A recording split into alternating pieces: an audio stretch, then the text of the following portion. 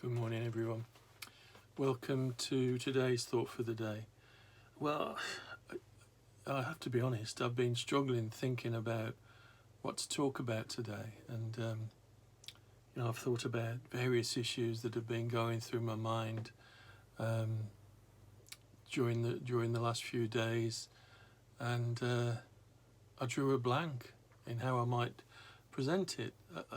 There's lots of things that I've been involved with, lots of conversations that I've had, and some of those conversations I think will provide something for other thoughts for the day, but there are things that I need to reflect on a little bit more perhaps before I start to tell you about them. So anyway, I drew this blank and the well seemed dry.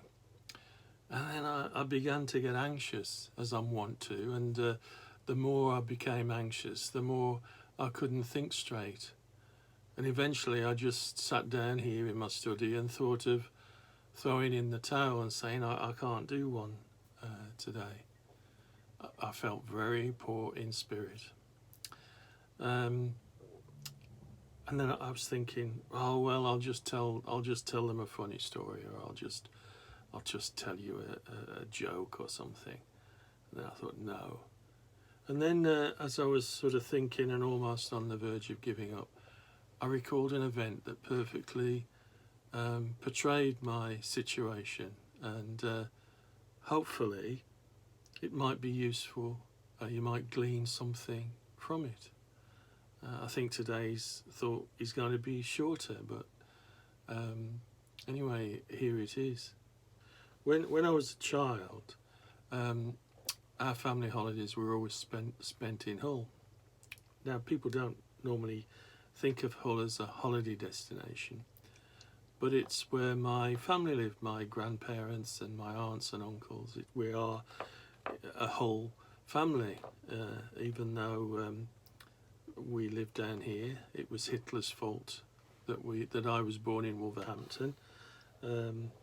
Because my maternal grandparents had to move from Hull because of the Blitz in Hull. They were bombed out, and they moved to Wolverhampton. But both my parents come from Hull. So anyway, I'm digressing now. I'm going off on one. But we always spent our holidays in Hull, where as I say, where my grandparents and aunts and uncles lived, and it was the only time we would see them really, because Hull seemed so far away. It's only about 120 miles, and it's about a three-hour car journey, if that. But then we had no car, and my mum and dad had very little money, so we only managed to go once a year. We used to travel up on the coach, which used to take us about 8 hours, but it was an adventure. But anyway, I do digress, but I'll get to the point in a minute. And it was on one of these holidays that I was staying with my grandparents, and it was a beautiful sunny day. They do have them in Hull sometimes. And my grandmother, because it was a lovely day, had all the windows open, and we'd just eaten breakfast. My granddad went out to buy a newspaper, and then my grandmother and I heard a sound coming from the bedroom. And my grandmother went in, closely followed by me, and we found a baby thrush had flown into the bedroom, and it was in a wild panic. It was flying against the walls and the ceiling, knowing it needed to get out, but unable to do so, mainly because of its desperation. It was so very frightened, it wasn't able to find its way out of the window. And my gran, who was a lovely, kind soul, was concerned that it would hurt itself in its desperate flailing. But I think a little part of her was also concerned about the safety of her ornaments that dotted the room, and one or two had already been knocked to the floor, but thankfully hadn't been broken. So my grandmother and me, I hope I was a help, tried to help, but the bird didn't trust us. So it wouldn't let us help it. It's preferring to to get out on its own, under its own steam, find its own way. And as it went on, the mess became greater. Feathers were everywhere, and it was flying into bits of furniture. And at one stage, my nan managed to grab hold of it, but it bit her hand so hard she had to let it go. It was one really determined but terrified bird. And it fought against us, and it desperately tried to get out under its own steam.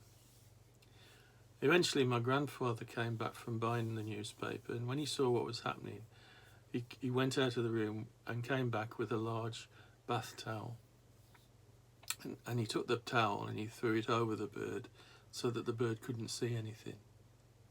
And it was only then that the bird accepted that it couldn't save itself. Only then did the bird realise that it was poor.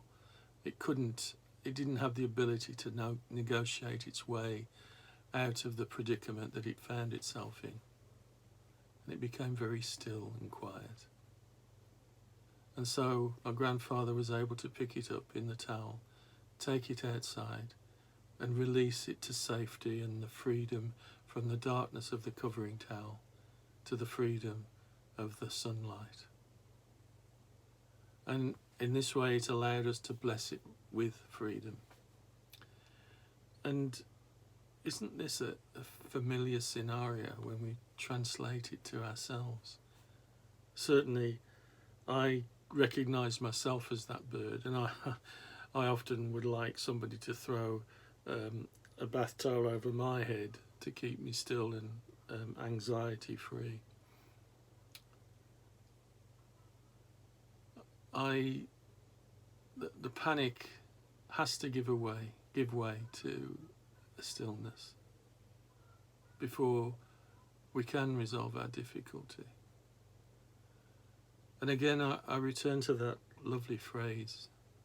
I think I've used this a couple of times in the last few weeks on here. Be still and know that I am God.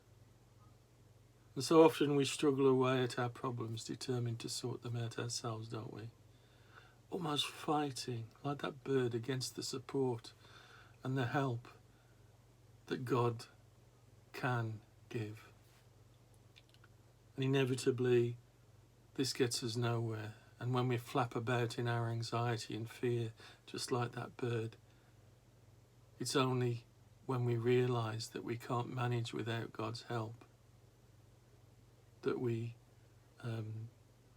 have the equivalent of that bath towel over the top of our head, that we can turn to God and allow God to come in and trust Him fully to help us in our predicament.